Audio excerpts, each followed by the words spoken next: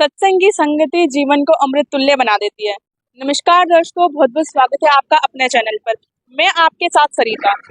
दर्शकों, इस वक्त हम मौजूद हैं पेरिस ऑफ इंडिया। दर्शकों, आप समझ गए होंगे कि इंडिया का पेरिस कहे जाने वाले जयपुर में हम इस वक्त मौजूद हैं।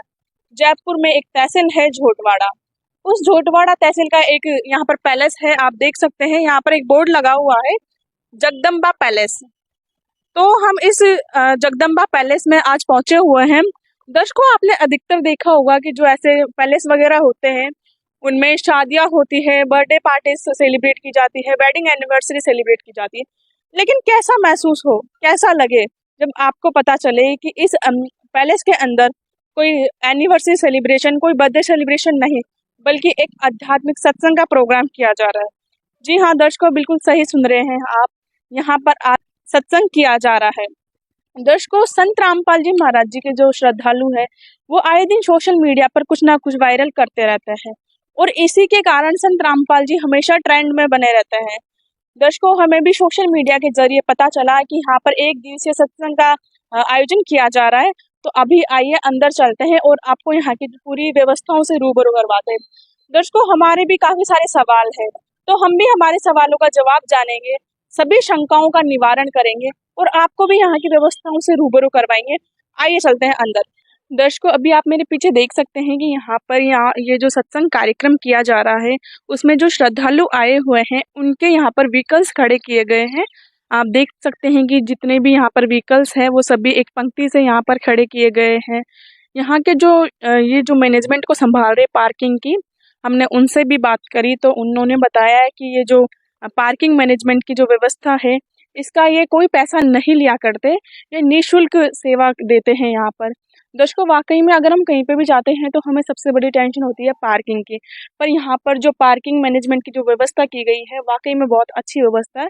यहाँ पर ये जो गाड़ी पार्क की जाती है उसका 1 रुपया भी नहीं लिया जाता है। तो अभी आइए और अंदर चल लेते हैं और आपको यहाँ की और भी व्यवस्थाओं से रूबरू करवाते हैं। दर्शकों, ये जो सत्संग हॉल है उसके अंदर जाने का जो गेट बनाया हुआ है आप देख सकते हैं कि कितने सुंदर तरीके से इसको डेकोरेट किया गया है। वाकई में दर्शकों, यहाँ पर सज्जो सजावट की भी बहुत अच्छे से ध्यान रखा गया है, बहुत सुंदर तरीके से इसको डेकोरेट किया गया है। तो आइए और अंदर चलते हैं। दर्शकों, आप देख सकते हैं कि यहाँ पर जो आध्यात्मिक सत्संग चल रहा है उसके अंदर यहाँ पर शीतल जल की, ठंडे पानी की भी व्यवस्था की गई है ताकि यहाँ पर जो भी श्रद्धालु आए हुए हैं उन्हें किसी प्रकार की कोई अव्यवस्था ना हो, असुविधा ना हो।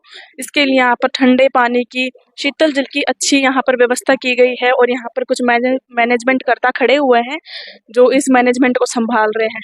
दर्शकों, आप देख सकते हैं कि यहाँ पर काफी सारे श्रद्धालु आए हुए हैं। एक तरफ यहाँ पर महिलाएं बैठी हुई हैं और दूसरी तरफ देखिए तो यहाँ पर जो पुरुष श्रद्धालु हैं वो बैठे हुए हैं। सभी श्रद्धालु बैठकर यहाँ पर शांति से सत्संग सुन रहे हैं और आप देख सकते हैं कि यहाँ पर एक टीवी प्रोजेक्टर एलईडी के माध्यम से सत्संग चलाया जा रहे हैं और उसी के बगल में यहाँ पर प्रणाम स्थल की भी व्यवस्था की गई है। ये एक तरफ महिलाओं के लिए प्रणाम स्थल बनाया हुआ है तो उसी के बिल्कुल अपोजिट साइड में दूसरी तरफ प्रणाम स्थल बनाया गया है। दर्श जीवन की भागदौड़ में जहाँ इंसान शांति को ढूंढता है तो वही सत्संग उसे वो सुकून देता है जिसकी तलाश हर किसी को होती है। और इस समय आप यहाँ देख सकते हैं कि यहाँ पर हजारों लोग उसी शांति का अनुभव करते नजर आ रहे हैं। यहाँ पर चारों ओर भक्ति का माहौल है, श्रद्धालुओं की आस्था है और गूंजते हुए सत्संग प्रवचन है। जैसा कि कहते भी है कि जहाँ सत्संग होता है वहाँ मन को सच्ची शांति मिलती है और यहाँ पर वही अनुभूति साफ देखी जा सकती है। सत्संग केवल एक कार्यक्रम नहीं बल्कि जीवन को बदलने का माध्यम है। सत्संग वो प्रकाश है जो अज्ञान के अंधकार को दूर करता है और यहाँ पर आज हजारों लोग इस प्रकाश को ग्रहण कर रहे हैं। यहाँ पर शांति, भक्ति और अध्यात्म का संगम है। दर्शकों, सत्संग जीवन को एक नई दिशा बदलने का रास्ता होता है और यहाँ पर आप एक आंखों देखा उदाहरण देख सकते हैं। तो आइए अभी कुछ और भी यहाँ की व्यवस्था है वो आपको दिखा देते हैं। दर्शकों, जैसा कि अभी हमने आपको यहाँ की काफ़ी सारी व्यवस्थाएं हैं उनसे रूबरू करवाया, तो यहाँ पर जो श्रद्धालु आए हुए हैं सत्संग में उनके लिए यहाँ पर चाय बिस्किट की भी व्यवस्था की गई है। आप देख सकते हैं कि यहाँ पर सत्संग, ये जो आध्यात्मिक सत्संग चल रहा है वो पूरा होने वाला है और यहाँ पर चाय की तैयारी चल रही है। तो यहाँ पर जो श्रद्धालु आए हुए हैं उनके लिए चाय और बिस्किट की भी अच्छे से व्यवस्था की गई है। तो आप देख सकते हैं कि जो संत रामपाल जी महाराज है वो अपने श्रद्धालुओं के लिए सत्संग में कितनी अच्छी व्यवस्थाएं करते हैं। दर्शकों, प्राचीन काल से ही बड़े बुजुर्गों का आशीर्वाद लेना, संतों के चरण स्पर्श करना हमारी परंपरा में रहा है। हम बड़े बुजुर्गों से आशीर्वाद लेकर हमारे उज्जवल भविष्य की कामना करते हैं। पर वहीं अक्सर दूसरी तरफ सुना जाता है कि जो संत रामपाल जी महाराज है वो अपने अनुयायियों को संतों के चरण स्पर्श करने के लिए, बड़े बुजुर्गों का आशीर्वाद लेने के लिए मना करते हैं। तो आखिर इसके पीछे क्या सच्चाई है? कोई आध्यात्मिक दृष्टिकोण या फिर कोई अंधविश्वास? अभी हमारे साथ संत रामपाल जी के कुछ शिष्य जुड़ चुके हैं, कुछ अनुयायी जुड़ चुके हैं। तो इनसे जुड़कर इन सभी सवालों का हम जवाब जानेंगे। तो अभी आइए इनसे बात कर लेते हैं। नमस्कार सर। साहब जी, क्या नाम है आपका? भारतदास नाम है मेरा। सर क्या काम करते हो आप? जी, मैं एक मंडियों में दुकान लगाता हूँ बर्तनों की। सर, हमने सुना है कि जो संत रामपाल जी महाराज है वो अक्सर अपने श्रद्धालुओं को बड़े बुजुर्गों के चरण स्पर्श करने के लिए, संतों के चरण स्पर्श करने के लिए, आशीर्वाद लेने और देने के लिए मना करते हैं।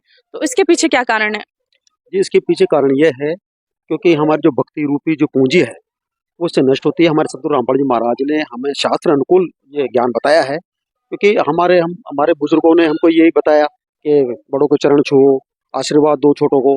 तो ये सब बताया, और साथ में ये ना जो हमारे जो नकली गुरु हैं उन्होंने भी यही बताया, तो हम उसी आधार पर चल रहे थे।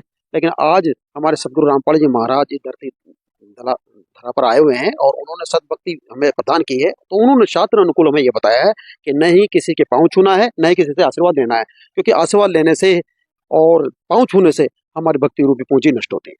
इस वजह से ये हम पाँव नहीं छूते और नहीं किसी को आशीर्वाद देते। तो सर, ये तो पीढ़ी दर पीढ़ी परंपरा चली आ रही है, बहुत पुराने समय से हम हमारे बड़े बुजुर्गों का आशीर्वाद लेते। तो क्या हम हमारे बड़े बुजुर्गों का आशीर्वाद ना ले, हम आशीर्वाद लेना छोड़ दें?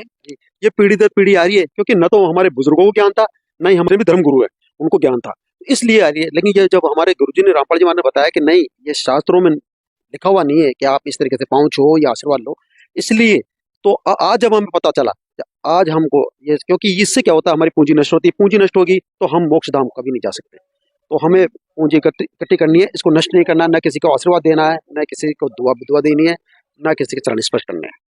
सर, अभी आपने ये मोक्ष धाम का नाम लिया, तो मोक्ष धाम से ये आशीर्वाद लेने देने का क्या जोड़ है? इससे ये जोड़ है, क्योंकि जब हमारी सद्भक्ति से हमारी पूंजी इकट्ठी होगी, तो वो पूंजी इकट्ठी होगी तो उसको हमें नष्ट नहीं करना है, न किसी को आशीर्वाद देके, न किसी के चरण स्पर्श करके, क्योंकि उसी भक्ति को एकत्रित करके हम यहाँ से सद्भक्ति कर शास्त्र अनुकूल द्वारा और हम यहाँ सतलोक जाएंगे, जहाँ पे हमारा मोक्ष होगा। इसलिए हमारे सतगुरु रामपाल जी महाराज ये ज्ञान देते हैं।